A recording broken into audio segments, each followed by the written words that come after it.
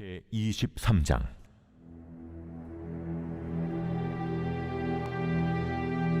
또 여호와의 말씀이 내게 임하여 이르시되, 인자야, 두 여인이 있었으니 한 어머니의 딸이라. 그들이 애굽에서 행음하되 어렸을 때에 행음하여 그들의 유방이 눌리며 그 처녀의 가슴이 어루만져졌나니, 그 이름이 형은 오홀라요 아우는 오홀리바라. 그들이 내게 속하여 자녀를 낳았나니, 그 이름으로 말하면 오홀라는 사마리아요 오홀리바는 예루살렘이니라.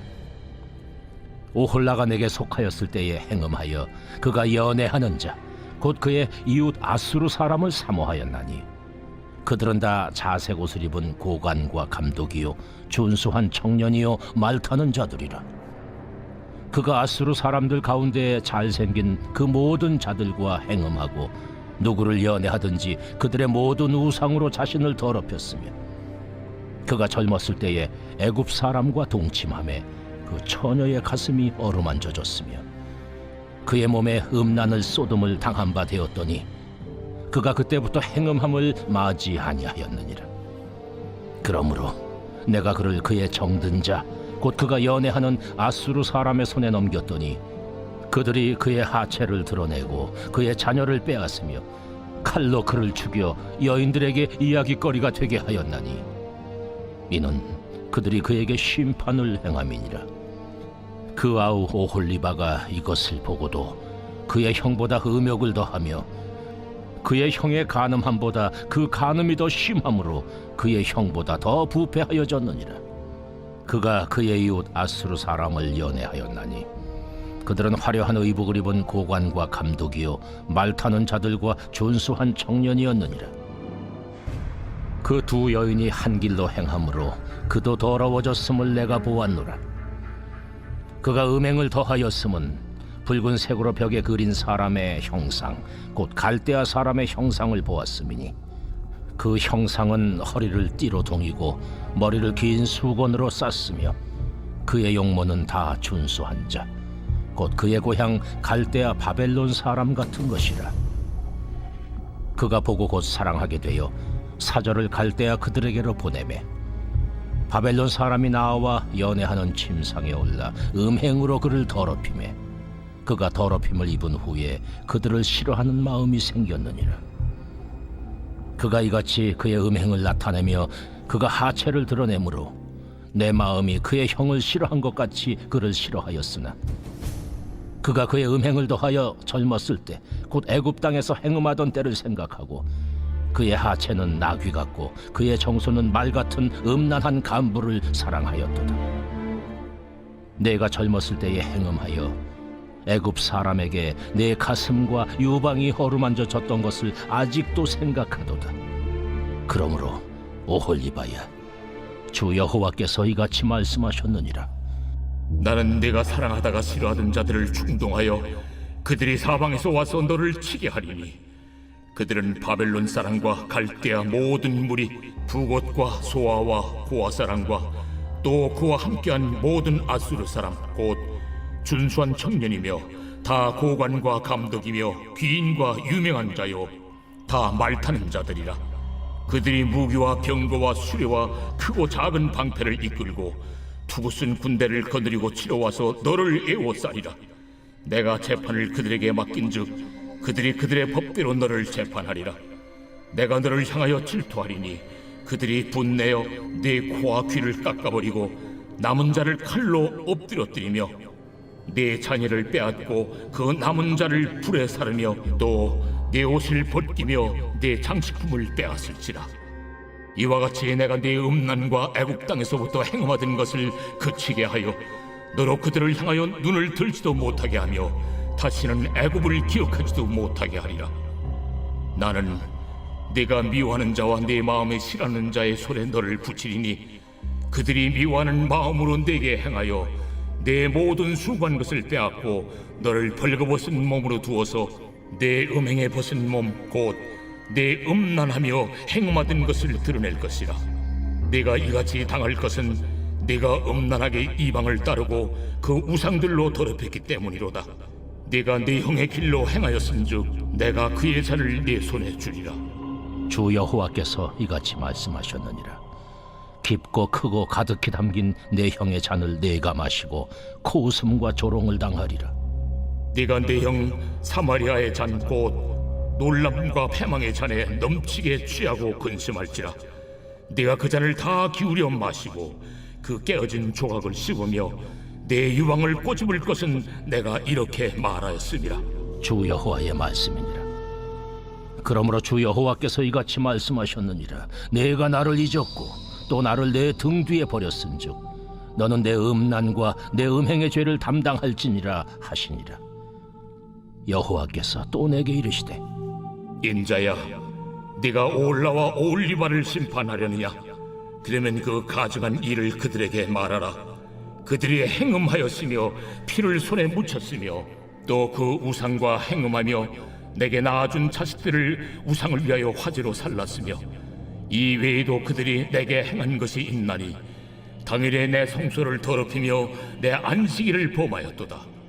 그들이 자녀를 죽여 그 우상에게 드린 그날에 내 성소에 들어와서 더럽혔으되 그들이 내 성전 가운데서 그렇게 행하였으며 또 사제를 먼 곳에 보내 사람을 불러오게 하고 그들이 오매 그들을 위하여 목욕하며 눈썹을 그리며 스스로 단장하고 화려한 자리에 앉아 앞에 상을 차리고 내 향과 기름을 그 위에 놓고 그 무리와 편히 짓거리고 즐겼으며 또 광야에서 잡류와 술 취한 사람을 청하여 오매 그들이 팔찌를 그 손목에 끼우고 아름다운 관을 그 머리에 씌웠도다. 내가 음행으로 쇠한 여인을 가리켜 말하노라. 그가 그래도 그들과 피차 행음하는도다. 그들이 그에게 나오기를 기생에게 나옴같이 음란한 여인 오홀라와 오홀리바에게 나왔은즉 의인이 간통한 여자들을 재판함같이 재판하며 피를 흘린 여인을 재판함같이 재판하리니 그들은 간통한 여자들이요 또 피가 그 손에 묻었습니다. 주 여호와께서 이같이 말씀하셨느니라. 그들에게 무리를 올려보내 그들이 공포와 약탈을 당하게 하라. 무리가 그들을 돌로 치며 칼로 죽이고 그 자녀도 죽이며 그 집들을 불사르리라. 이같이 내가 이 땅에서 음란을 그치게 한즉 모든 여인이 정신이 깨어 너희 음행을 본받지 아니하리라. 그들이 너희 음란으로 너희에게 보응한즉 너희가 모든 우상을 위하던 죄를 담당할지라. 내가 주 여호와인 줄을 너희가 알리라.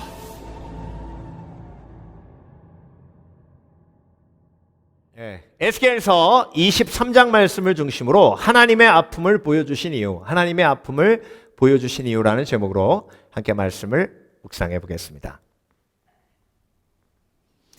오늘 본문에 오홀라와 오홀리바 이야기가 나오죠. 오홀라는 북왕국 이스라엘의 수도 사마리아, 오홀리바는 남왕국 유다의 수도 예루살렘. 그런데 오홀라와 오홀리바가 하나님의 사랑하는 아내라고 하셨죠. 그리고 그들을 통해서 하나님이 아들을 낳았다. 그게 이제 하나님의 백성에 관한 이야기죠. 그런데 여러분, 오늘 본문에 음란, 음행, 행음 이 단어가 30번 넘게 나와요.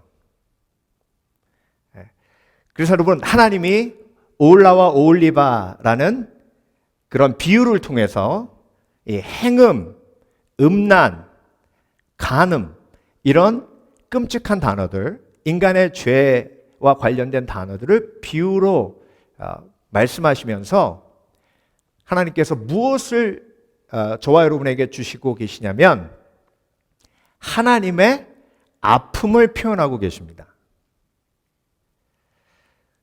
여러분, 인간은요, 내 아픔은 너무나도 잘하는데 다른 사람의 아픔을 헤아리는 건 너무 힘들어하고요. 무엇보다 우리는 하나님의 아픔에 관심이 없습니다. 그래서 하나님이 하나님의 아픔을 구약에 너무나 많이 계시하셨어요. 근데 여러분, 하나님의 아픔은 어떤 형태로 나타나냐면 하나님의 분노로 하나님의 아픔이 표현됩니다. 그런데 우리는 하나님의 분노를 하나님의 아픔으로 받아들이지 못해요. 왜? 육신의 부모님이 화낼 때 꼭 나에게 상처 입혔거든요. 여러분, 하나님은요, 하나님의 진노를 보여주시며 하나님의 아픔을 계시하시는 겁니다. 그런데 인간은 하나님의 아픔을 계시하는 걸 받지 못하고 하나님의 진노를 통해 나에게 상처 입혔던 화난 사람들의 모습을 생각하며 하나님도 나에게 협박하고 상처 입힐지도 모른다는 오해를 가지기 때문에 하나님의 올바른 계시를 받지 못해요. 네. 여러분, 왜 우상 숭배와 아수르와 이집트와 바벨론을 의지하는 것이 음란이라고 하셨는지. 네. 음란이란 결혼을 통해서 언약을 맺었는데 그 약속, 언약을 깨는 거잖아요. 이스라엘은 하나님과 언약을 맺은 하나님의 백성입니다. 그 하나님과 언약을 맺었다는 건 하나님만 의지하겠다는 것을 의미해요. 그래서 하나님을 주님이라고 부르잖아요. 그런데 하나님을 의지하지 않고 아수르를 의지하고 하나님을 의지하지 않고 바벨론을 의지하고 이집트를 의지했다는 건 그건 간음했던 죄와 같다는 거예요. 그 얘기를 하신 이유가 뭐예요? 너희가 그렇게 행했을 때 하나님이 어떻게 하신다고요? 아파하신다고. 여러분, 인간이 경험할 수 있는 가장 큰 아픔 중에 하나가 사별이고요. 사랑하는 사람을 잃는 겁니다. 또 하나의 아픔이 뭐냐면 정말 고통스러운 아픔이 배신의 아픔이에요. 내가 정말 사랑했던 사람에게 배신당할 때, 내가 맺었던 그 약속이 정말 아무것도 아닌 것처럼 그렇게 쓰레기통에 들어가는 것 같은 느낌이 들 때, 그때 인간이 가장 아프고 고통스럽고 죽고 싶어요. 하나님이 하나님의 고통과 아픔을 오홀리바와 오홀라의 비유를 통해서 음란이라는 단어, 행음이라는 단어, 간음이라는 단어를 통해서 표현하신 이유가 있습니다. 그 이유를 알면 구약 성경이 다르게 보여요. 여러분께 여쭤봅니다. 여러분은 구약 성경을 읽으며 하나님의 분노를 하나님의 아픔으로 보셨습니까? 아니면 하나님의 협박으로 보셨습니까? 여러분, 부모님이요, 화낼 때, 물론 하지 말아야 할 말을 많이 해서 자녀들을 상처 입히는 경우가 많아요. 그래서 자녀들이 부모님의 아픔을 보지 못하고 자기가 상처받은 것만 기억해서 부모님과의 관계 속에서 아버지의 분노, 어머니의 분노가 아버지의 아픔, 어머니의 아픔이란 걸 모르는 경우가 너무나 많아요. 근데 여러분, 하나님은요, 진노하셔도 절대 저와 여러분을 상처 입히지 않으십니다. 그리고 하나님은 저와 여러분이 하나님의 아픔을 헤아리기를 원하십니다. 그 이유를 오늘 본문에 3가지로 계시하셨는데 오늘 말씀은요, 한 번 듣고 끝나면 안 되고요, 여러 번 들으셔야 됩니다. 그래서 구약 성경을 읽을 때마다, 구약 성경에 하나님을 볼 때마다 하나님께서 왜 이렇게 하나님의 아픔을 구체적으로 저와 여러분에게 보여주시는지를 알 때 하나님을 온전히 알아가고 하나님을 오해하지 않는 복된 사람, 온전한 신앙인이 될 수 있는 줄 믿습니다. 믿습니다. 자, 그렇다면 하나님께서 아픔을 보여주신 이유, 첫 번째, 가슴으로 회개하도록 하기 위해 아픔을 보여주셨습니다. 오늘 25절 볼게요. 내가 너를 향하여 질투하리니. 여러분, 하나님의 분노와 하나님의 질투는 또 다른 하나님의 고통의 표현입니다. 하나님이 질투하신다는 건요, 마치 사랑하는 나의 아내가, 나의 자녀들을 낳은 오홀리바와 오홀라가 다른 남자와 연애하는 것을 직접 내 눈으로 보는 것과 같은 그런 고통과 아픔이 있다는 거예요. 그 아픔을 표현하시는 이유는 저와 여러분이 회개할 때 내가 얼마만큼 하나님을 아프게 했는지를 기억하고 머리로만 회개하는 것이 아니라 가슴으로 회개할 수 있도록 하나님께서 보여주신 겁니다. 계시하신 거예요. 여러분, 바리새인의 회개와 세리의 회개가 달랐던 이유가 뭐냐면 바리새인은 머리로만 회개했어요. 그러니 회개가 아니라 자기 의만 드러냅니다. 머리로 회개하는 사람의 가장 큰 특징이 뭐냐면 하나님의 아픔을 무시하고 나의 죄에 대한 결과만 도망가려고 해요. 그래서 머리로 회개하는 사람의 가장 큰 특징은 나에게 이익이 있느냐 없느냐에 집중합니다. 그래서 하나님 앞에 만일 너희가 너희 죄를 자백하면 저는 미쁘시고 우리를 모든 불의에서 깨끗게 하셨다고 하셨사오매 제가 비록 이거 잘못했지만 제 사업이 잘 되게 해주시고 내가 비록 이건 잘못했지만 내 자녀들은 건들지 말아주시고 내가 이건 비록 잘못했지만 나한테 질병을 주지 마시고 오늘도 무사히 탈 없이 잘 살게 해주시옵소서. 이게 머리로 회개하는 사람의 특징이에요. 근데 여러분, 가슴으로 회개하는 사람의 회개의 목적은 벌받지 않음이 아니에요. 가슴으로 회개하는 사람의 회개의 목적은 사랑이에요. 관계예요. 하나님, 저 때문에 많이 아프셨죠. 저 때문에 많이 슬프셨죠. 하나님이 아파하셨죠. 하나님을 아프게 해서 죄송합니다. 그래서 다시는 하나님 아프게 하지 않을게요.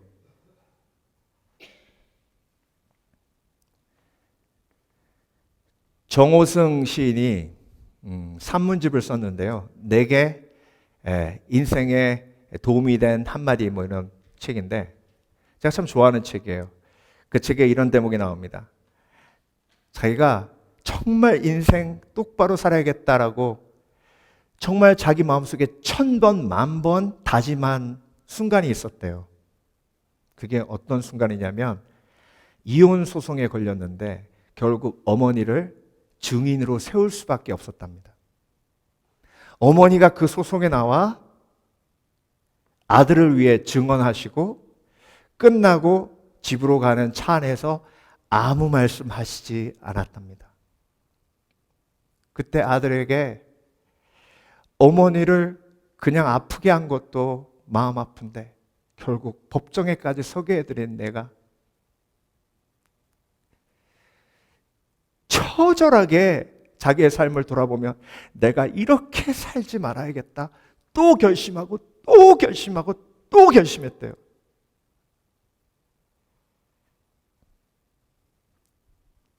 어머니의 아픔을 본 거예요. 그리고 그 아픔에 반응한 겁니다. 이게 회개예요.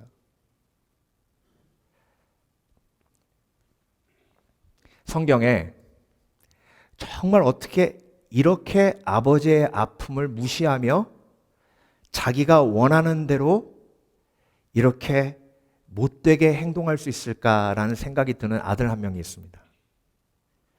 아버지한테 사기치는데요. 아버지가 아들이 사기친 걸 금방 알게 되는 일임에도 불구하고 아버지의 아픔은 관심이 없고 자기 이익에만 관심이 있어서 아버지를 사기쳐서 장자의 축복을 빼앗습니다. 그 사람이 누구죠? 야곱이죠. 그런데 그 사기침에 누구도 동참했어요. 이삭의 와이프 리브가도 동참합니다. 나중에 아버지가 모를까요? 알아요. 근데 아버지는요, 지금 나이가 많이 들어서 죽어가고 있어요. 그런데 여러분, 그 죽어가고 있는 아버지한테 가서 형처럼 분장하고 가가지고 장자의 축복을 받습니다. 여러분, 아버지가 나중에 그걸 알고 얼마나 큰 배신감에 빠졌을까요? 근데 여러분, 야곱은요, 아버지가 아픈지 안 아픈지 관심도 없어요. 뭐만 관심 있어요? 자기가 장자권을 받고 유산 물려받는 거면 관심 있는 거예요. 근데 여러분, 이 야곱이 저와 여러분의 마음속에도 있어요. 하나님이 뭘 기뻐하시고 하나님이 뭘 아파하시는지, 내가 한 영혼을 미워하고 혐오할 때 하나님이 얼마나 나 때문에 아파하시는지, 내가 하나님의 안식일을 얼마나 무시하고 그리고 하찮게 여길 때 하나님이 얼마나 아파하시는지, 내가 하나님의 말씀을 귀하게 여기지 아니하고 하나님의 말씀을 무시할 때 하나님이 얼마나 마음 아파하시는지, 그리고 여러분, 내가 하나님보다 다른 것을 의지할 때 그걸 하나님이 우상숭배라 하시고 간음이라고 하셨어요. 여러분, 내가 기도하지 않는다는 건요, 결국 하나님보다 다른 걸 의지할 게 있기 때문에 기도 안 하는 거예요. 그래서 여러분, 기도 안 하는 건 우상숭배예요. 제가 이렇게까지 세게 얘기합니다. 그래서 사무엘이 하나님, 제가 하나님 앞에서 기도를 쉬는 죄를 범지 않게 하여 주시옵소서. 네. 근데 여러분, 기도 안 해도 하나님이 가만히 계시죠? 은혜로 회개하길 원하시는 거예요. 다른 방법은 없어요. 내가 하나님만 의지한다라고 하는 사람은요, 틀림없이 기도합니다. 그리고 이렇게 얘기하면, 아이고 목사님, 저는 뭐 어딜 가나 기도합니다. 뭐 쇼핑몰 가서도 기도하고 운전하면서도 기도하고 다 기도합니다. 이런 분들한테 그 기도가 온전한 기도가 아님을 명확하게 드러나는 질문 하나가 있어요. 기도 제목이 뭡니까? 그러면요, 그냥 뭐 두루두루. 그게 하나님 의지하지 않는 증거예요. 하나님을 의지하는 사람은요, 기도하는 사람인데 그 기도하는 사람은 기도 제목이 무엇인지 명확하게 합니다. 내가 무엇을 위해 기도하고, 그리고 하나님이 나에게 정말 응답해 주셔야 할 기도 제목이 무엇인지 그게 간절한 마음으로 가슴속에 새겨져 있어요. 근데 여러분, 야곱이 이렇게 아버지의 아픔에 대한 관심이 아무것도 없고 자기 오직 이익에만 관심이 있었던 야곱이 약복강에서 하나님과 씨름합니다. 야곱아, 네가 에서 앞에 무릎 꿇어. 그게 내가 기뻐하는 일이야. 아니요, 하나님, 에서가 내 앞에 무릎 꿇게 해주세요. 네가 에서 앞에 무릎 꿇어. 아니에요, 에서가 내 앞에 무릎 꿇게 해주세요. 나의 기뻐하는 일을 하나님이 해주세요. 아니, 내가 기뻐하는 일을 네가 해. 그러다 결국 환도뼈가 위골되며 쩔뚝거리며 결국 에서 앞에 야곱이 먼저 무릎 꿇습니다. 그때 하나님이 그 약복강에서 뭐라 하셨어요? 분이엘, 하나님의 얼굴. 그래서 여러분, 믿음의 사람, 가슴으로 회개하는 사람은요, 하나님의 얼굴을 바라보며 회개합니다. 하나님이 슬퍼하고 계시면 내가 회개해야 되는 거예요. 하나님이 아파하고 계시면 내가 회개해야 되는 거예요. 근데 여러분, 하나님의 얼굴을 바라보지 않는 사람이 있어요. 그 사람이 야곱이에요. 아버지의 불쌍한 얼굴 보면 사기를 못 쳐요. 근데 여러분, 가슴으로 회개하는 사람은 하나님의 얼굴이 항상 내 앞에 보여요. 하나님이 나 때문에 기뻐하시는구나. 하나님이 나 때문에 환하게 웃으시는구나. 하나님이 오늘은 나 때문에 슬퍼하시는구나. 아파하시는구나. 분이엘. 그 사람이 이스라엘입니다. 하나님을 견주어 이긴 자. 그래서 여러분, 아동 심리학자들이요, 아이들 교육할 때 부모님의 얼굴이 명확해야 된다고 이야기해요. 아이들은요, 엄마의 얼굴을 보면 내가 잘하고 있나 못하고 있나를 확인합니다. 내가 동생을 탁 때렸는데 엄마가 슬퍼하면요, 아, 내가 잘못했구나 느껴요. 근데 동생을 때렸는데도 싸우지 마! 그러고 끝나면요, 이건 뭐지? 혼란이 와요. 그러면서 결국 엄마의 얼굴을 바라보며 옳고 그름을 판단하지 못하는 아이들이 결정하는 건 뭐냐면, 나한테 이익이 있으면 옳은 거, 내가 기분 좋으면 옳은 거, 내가 하고 싶은 거 하면 옳은 거, 내가 하기 싫은 거 안 하면 옳은 거, 내가 기분 안 좋으면 나쁜 거, 이렇게 자기 중심으로 굳어져요. 그걸 다시 약복강에서 하나님이 은혜를 베푸셔서 저와 여러분이 야곱에서 이스라엘 되게 하시는 겁니다. 여러분 삶의 기준이 하나님의 얼굴이 되시길 주의 이름으로 축원합니다. 하나님이 기뻐하시면 기뻐하는 것이요 좋은 것이요, 하나님이 슬퍼하시면 아파하시면 좋지 않은 거예요. 내가 오늘 이 결정을 내려 이쪽 길로 갔을 때 하나님이 기뻐하시면 그게 지혜로운 결정입니다. 그렇지만 내가 결정해서 이쪽 길로 갔는데 하나님이 기뻐하시지 않으면 그건 복된 길이 아니에요. 그런데 여러분, 우리는 하나님의 얼굴에 관심이 없어요. 하나님의 아픔에 관심이 없어요. 하나님의 기쁨에 관심이 없어요. 그래서 회개가 머리로 끝납니다.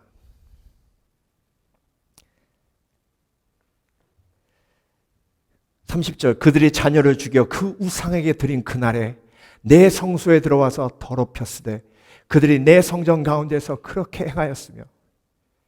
여러분, 몰렉에게 자녀들을 제물로 바친 다음에 그 다음에 하나님의 성전에 들어와서 또 예배했답니다. 이건요, 하나님의 아픔, 하나님의 기쁨에 관심이 없는 우상 숭배자들의 모습이에요.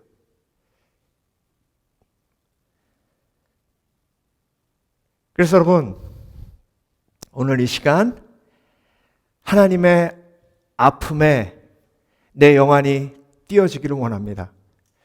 그래서 내가 하나님 앞에 회개할 때 내가 벌받지 않기 위해서 회개하는 것이 아니라 하나님을 아프게 한 것에 대해서 회개하는 지혜가 있기를 원합니다. 그래서 여러분, 저는 거기서 배웠어요. 아, 자녀들에게 부모의 아픔을 표현해야 되는구나. 이게 지혜구나. 엄마 아파요? 아파. 많이 아파요? 많이 아파. 안 아파. 걱정하지 마. 엄마는 이런 거 하나도 안 아파. 이게 옳은 게 아니라는 거예요. 네가 섭섭한 말 했을 때 엄마가 많이 아프더라. 이게 지혜로운 관계예요. 그래야 엄마 내가 그래서 죄송해요. 엄마를 너무 아프게 했네요. 근데 여러분, 이게 유교 문화 속에서 정말 힘든 거예요. 하나님과의 관계 속에서 회복되어야 됩니다. 그래서 여러분, 하나님은요, 저와 여러분에게 하나님의 아픔을 표현하십니다. 그게 저와 여러분에게 복이 되기 때문에 그렇습니다. 두 번째, 하나님의 아픔을 보여주신 이유, 우리가 누구인지 정확히 알도록 하나님께서 하나님의 아픔을 보여주십니다. 여러분, 그런 생각하시는 분 없어요? 아유, 뭐 이 땅에 크리스천들이 그렇게 많은데 내가 뭐 하나님 앞에 범죄했다고 하나님이 그렇게까지 아파하실까? 네. 아유, 목사님, 하나님요 그냥 그런가 보다 하셔요. 뭘 내가 그렇게 한번 우상 숭배했다고 그래가지고 하나님이 뭐 그렇게 아파하셔? 에이, 그렇게 생각하세요? 우리 옛말에 10손가락 깨물어 안 아픈 손가락 없다고 하셨죠? 그렇죠? 어르신들이. 예. 여러분, 하나님께서 오홀라 오홀리바를 언급하신 이유가 뭐예요? 너는 내 신부라는 거예요. 여러분, 부모 자식과의 관계보다 더 가까운 관계가 남편과 아내와의 관계예요. 그 관계를 통해 하나님께서 저와 여러분이 얼마나 하나님 앞에 중요한 사람인지, 그래서 여러분 깨달으시기 바랍니다. 저와 여러분은 하나님을 기쁘게도 할 수 있지만 아프게도 할 수 있습니다. 사랑은 그 사람이 나를 아프게 할 수 있는 권리를 주는 거예요. 그래서 여러분 자녀들을 사랑하시니까 여러분을 가장 아프게 할 수 있는 사람은 누구예요? 여러분이 가장 많이 사랑하는 사람이에요. 그러니까 사랑한다는 건 나를 아프게 할 수 있는 권리를 주는 거예요.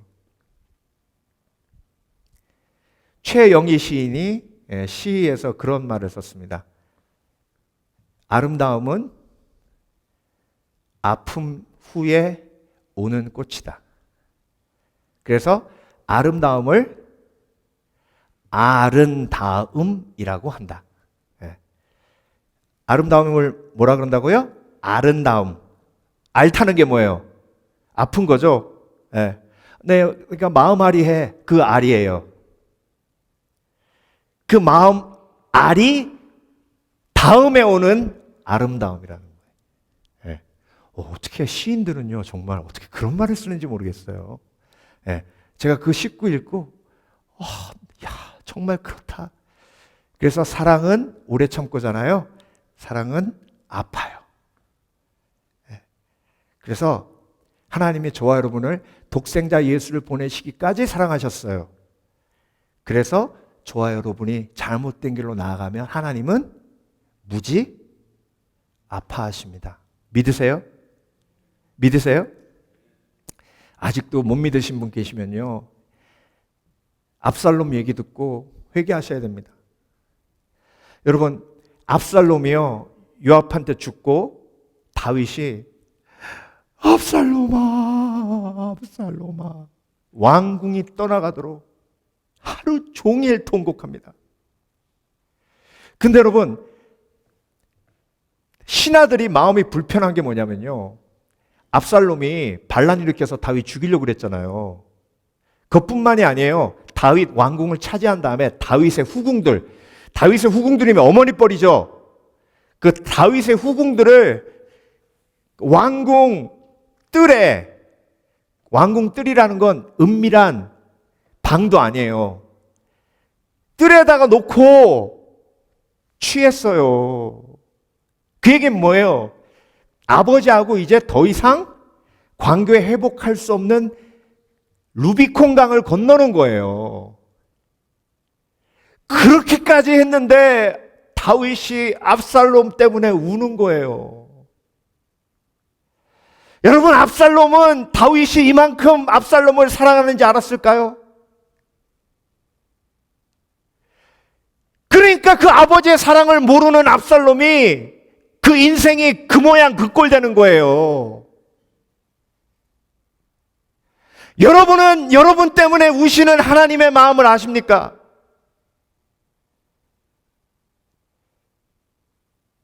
하나님이 가장 아프실 때가 언제인지 아세요? 나 같은 건 하나님의 관심도 없어. 그러면 왜 예수 그리스도를 이 땅에 보내십니까? 왜 독생자 아들 예수 그리스도를 여러분을 왜 이 땅에 보내시냐고요? 그 하나님의 사랑을 무시하고 하나님의 사랑을 알지 못하는 그것 자체가 하나님의 마음을 아프게 하는 안타까운 신앙인의 우상숭배예요.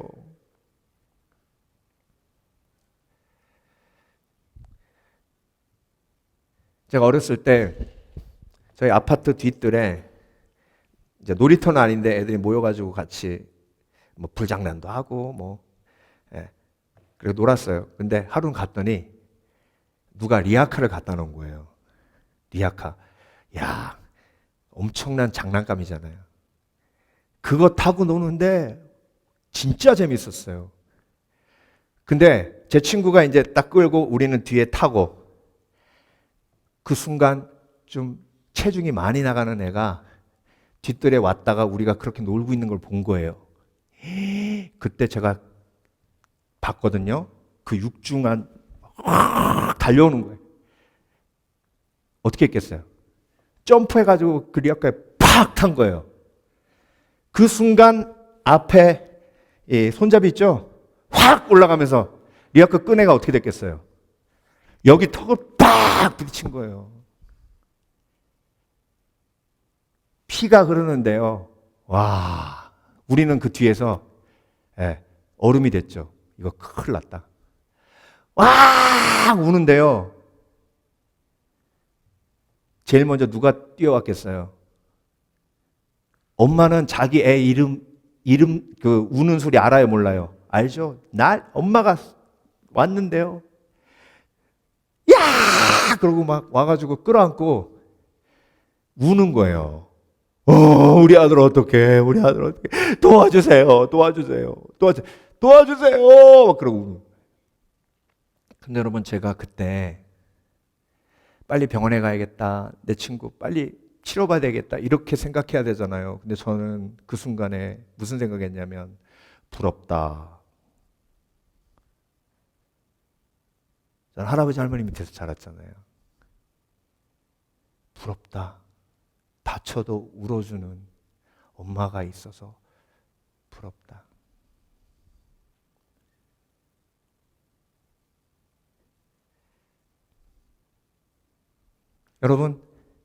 여러분이 다른 사람에게 말할 수 없는 그 고통으로 혼자 독방에서 고통스러워하고 아파하고 외로워할 때 여러분보다 더 아파하시는 하나님 아버지의 그 눈물이 여러분의 영혼 속을 적시고 있다는 걸 아십니까? 여러분 꼭 크리스마스 캐롤처럼 스크루지 할아버지처럼 압살롬이 죽은 다음에 다윗에게 데리고 와서 다윗이 그렇게 압살롬을 위해서 슬피 우는 걸 보여줘야만 깨닫는 겁니까? 하나님의 눈물이 강물되어 저와 여러분의 삶을 적시고 있는데 그 하나님의 사랑을 믿지 못하고 오늘도 원명과 불평만 늘어놓는 그런 불신앙의 인생이 되는 것이 얼마나 불쌍한 인생인지, 그러니 삶이 교정이 안 되고 압살롬 같이 그렇게 사는 거예요. 저와 여러분, 하나님은요, 하나님의 아픔을 표현하시면서 저와 여러분이 얼마나 하나님 앞에 중요한 사랑받는 하나님의 신부인지를 알기를 원하십니다. 그리고 우리보다 10배, 100배 더 아파하시는 하나님 아버지의 사랑이 저와 여러분을 향해 있음을 믿으시길 주의 이름으로 축원합니다. 제가 병원 가서 간호사가요, 앉혀놓고 아플 때 이렇게 눌러보면서 자, 이 아픈 게 얼마나 아프세요? 1에서 10 사이에서 얼마나 아프세요? 그 순간이요, 위로가 되는 거예요. 위로가. 그래서 8 그러면 막 Oh my gosh, 8, wow, must be so hard 그래요. 내가 얼마나 아픈지 관심을 가져주고 내가 얼만큼 아프다고 얘기했을 때 뻥치는 거 아니죠? 이렇게 얘기 안 하고 있는 그대로 와우, 8 이렇게 적어주잖아요. 경청해 주잖아요. 그러니까 위로받는 거예요. 여러분, 하나님은요, 저와 여러분의 아픔을 그대로 받아주십니다. 근데 중요한 건 뭐냐면요, 우리가 하나님 앞에 그렇게 물어본 적이 있어요. 하나님, 나 때문에 아프셨는데 1에서 10까지 얼마나 아프셨어요? 여러분, 하나님이 나 때문에 얼마나 아파하시는지를 아는 사람은 하나님이 나 때문에 얼마나 기뻐하시는지를 아는 사람이에요. 그러니까 나 때문에 이만큼 아파하시기 때문에 내가 죄를 이기면 이만큼 기뻐하시는 거예요.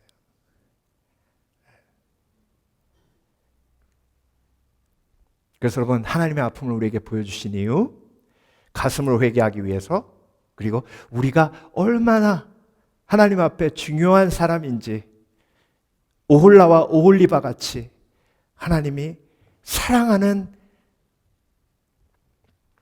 아가서에 나오는 술람미 여인처럼 품으시기 원하시는 그런 귀한 존재임을 알기 위해 말씀하십니다. 마지막으로 하나님의 아픔을 보여주신 이유, 진정한 사랑을 가르치시기 위해입니다. 여러분, 너무 아프시잖아요. 너무 고통스럽잖아요. 이렇게 간음한 오홀라와 오홀리바를 우리가 생각하기에는 버려야 마땅하죠. 우리가 생각하기에 그냥 불에 태워버리는 게 마땅하죠. 포기하는 게 마땅하죠. 그런데 여러분, 하나님은 그 아픔을 표현하시면서도 끝까지 회복의 메시지를 멈추지 않으십니다. 이같이 내가 이 땅에서 음란을 그치게 한즉 모든 여인이 정신이 깨어 너희 음행을 본받지 아니하리라. 예루살렘이 이렇게 회복될 것이요 사마리아가 이렇게 회복될 것이며 이 구원의 역사는 예수 그리스도의 십자가의 은혜로 사랑으로 완성될 것이다 라고 선포하시는 겁니다. 그러니까 여러분, 하나님의 아픔이 얼마나 큰지를 알면 하나님의 사랑이 얼마나 큰지를 알고, 하나님의 아픔이 얼마나 큰지를 알면 나를 사랑하기 위해서 하나님이 얼마나 인내하셨는지를 알게 되죠. 그렇죠? 네. 여러분, 그렇다면 하나님이 저와 여러분을 얼마나 변함없이 사랑하셨는지, 여러분이 하나님을 얼마만큼 지금까지 아프게 하셨는지를 용기를 가지시고 직면하시길 주의 이름으로 축원합니다. 내가 하나님보다 의지한 게 얼마나 많았어요. 그때마다 하나님은요, 오올라와 오올리바를 보는 것처럼 아파하셨다고 오늘 본문에서 말씀하신, 이건 제 얘기가 아니에요. 하나님의 말씀이죠. 그럼에도 불구하고 나를 버리지 않으셨잖아요. 내가 그만큼 아프게 했는데, 내가 그만큼 하나님 머리 아프게 했는데, 내가 그만큼 하나님을 배신했는데 하나님은 그래도 나를 품으셨잖아요. 그래서 여러분, 베드로가 온전한 회개가 있었던 게 뭐냐면요, 대제사장의 뜰에서 예수님을 모른다 3번 부인할 때요, 그때 주위에서 웅성웅성하면서 사람들이 모여서 이 사람도 예수당이다, 이 사람도 예수당이다, 이렇게 소란이 벌어졌어요. 그때 한편에 누가 계셨어요? 예수님이 계셨어요. 그 예수님 앞에서 베드로가 나는 저 인간 모른다 3번 부인한 거예요. 예수님 앞에서. 그런데 예수님은 침묵하고 계셨어요. 그 죄가 얼마나 큰지, 그것 때문에 예수님이 얼마나 아파하셨을지, 그걸 베드로가 알기 때문에 밖에 나가서 닭이 울 때 회개하고 통곡하고 운 거예요. 그래서 여러분, 너희 하나님 여호와가 너희 가운데 계시니 그는 구원을 베푸실 전능자시라. 그가 너로 인하여 즐거이 부르며 기뻐하시리라. 근데 여러분, 이게 우리가 하나님 말씀대로 온전히 살 때예요. 근데 그렇지 못할 때는요, 한숨 푹푹, 가슴 아파하시고, 우리가 눈물 한 방울 흘릴 때 하나님은 눈물 10방울 흘리시고, 이게 공감이 되셔야 돼요. 이게 감정으로 느껴져야 돼요. 그게 온전한 회개예요. 그러면요, 오늘 예배드리고 나서 하나님, 왜 나는 그런 느낌이 없죠? 왜 나는 하나님이 날 사랑하신다는 느낌이 없죠? 왜 나는 기도하지 않는 게 우상숭배라고 전혀 생각이 되지 않죠? 해결하셔야 돼요. 그 누구도 여러분의 구원을 판단하고 정죄하지 않습니다. 그렇지만 담임 목사로서 여러분, 심각하게 여러분께 도전합니다. 여러분의 회개가 정말로 마음의 회개가 아니었다면 이건 구원과 관련되는 일입니다. 하나님의 아픔을 모르면 야곱이에요. 하나님의 얼굴을 맞대어 경험한 사람은 절대로 하나님의 아픔을 무시할 수 없습니다. 그래서 여러분, 제가 오늘 설교 준비하면서 한 찬양이 생각났어요. 내 구주 예수를 더욱 사랑. 이 고백은 변함없는 예수님의 사랑. 내가 그렇게 예수님을 아프게 해도, 힘들게 해도 예수님은 나를 변함없이 사랑하시는 그 사랑의 예수님임을 경험한 사람이 쓴 고백이에요. 내 구주 예수를 더욱 사랑, 엎드려 비는 말 들으소서.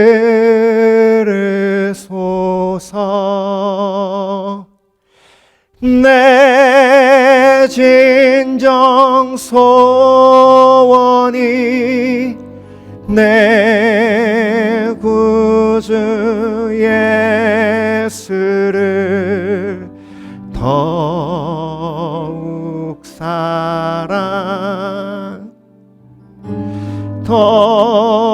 더욱 사랑.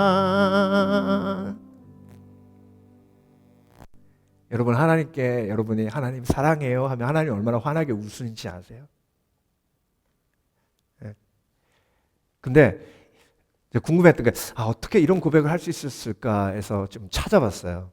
이 시를 지은 분이 목사님 사모님이시더라고요. 엘리자베스 프렌티스라고. 이분이 1818년에 태어났어요. 27살에 목사님 만나서 이제 사모님이 됐어요. 근데 여러분, 사모된 지 얼마 안 돼서 몸이 아프기 시작하는데 하루 종일 누워 있게 되는 거예요. 복음 전하고 막 목사님 사역 도와야 되는데 너무 몸이 아파서 아무것도 못 하는 거예요. 병 속에 누워서 죄책감도 들고 너무 힘들었대. 고통스러웠대. 하나님, 왜 나를 부르셔서 이런 고통을 주십니까? 하나님이 깨닫게 하시는데 네가 잘하는 걸 해라. 그래서 그때부터 찬송시를 쓰기 시작합니다. 근데 여러분, 그렇게 몸이 약한데도 애를 둘이나 낳았어요. 11년 후에 그 두 아들이 전염병이 돌아서 갑자기 죽습니다. 그리고 나서 그 절망한 마음 고통 속에서 쓴 찬양이 바로 우리가 좀 전에 찬양했던 내 구주 더욱 예수를 더욱 사랑이라는 고백입니다. 하나님이 나를 배신한 것 같은 느낌이 들어도 하나님이 나를 변함없이 사랑해 주시는 그 사랑을 체험하고 경험한 사람이 하나님 앞에 그 고난 속에서 하는 고백이 내 구주 예수를 더욱 사랑, 더욱 사랑. 하나님의 아픔을 헤아리는 사람은 하나님이 아프심에도 불구하고 나를 사랑하시고 버리지 않으신 것을 알기에 하나님의 변함없는 사랑을 체험하고 경험하는 지혜로운 사람입니다.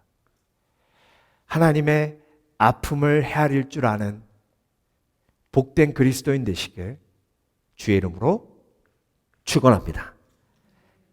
기도하겠습니다.